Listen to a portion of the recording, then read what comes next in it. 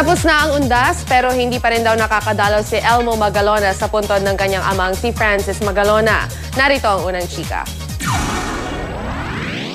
Hindi pa raw nagkakaroon ng pagkakataon ng heir of rep na si Elmo Magalona na bisitahin ang puntod ng kanyang ama na si Francis M.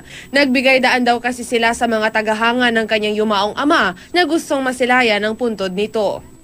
I've seen pictures of kung ano yung mga nangyayari doon ngayon kasi yun nga, parang since marami pang tao na bumibisita kasi kahit hindi kami family, pupunta sila para kay Papa eh. So, I think binibigay na lang namin din yung time na yun para mabisita rin nila siya.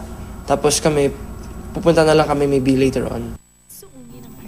Samantala, masaya namang ibinalita ni Elmo na suportado raw siya ni Kimpi De Leon na unang gumanap bilang si Isagani sa soap opera ng Villa Quintana. Yan, sinabihan ko siya na maggagawa ng remake yung GMA ng Villa Quintana.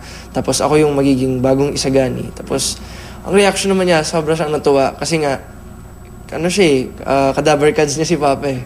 Ang sabi niya lang talaga, i-enjoy ko lang yung show mismo. Kasi nung siya rin daw ginagawa niya, and enjoy niya every single second. Handa na rin kaya ang singer-actor na malink sa katambal niya sa remake ng nasabing soap na si Janine Gutierrez? Hindi naman siya shocking kapag mangyari yun. Hindi ko alam, hindi ko iniisip po muna kasi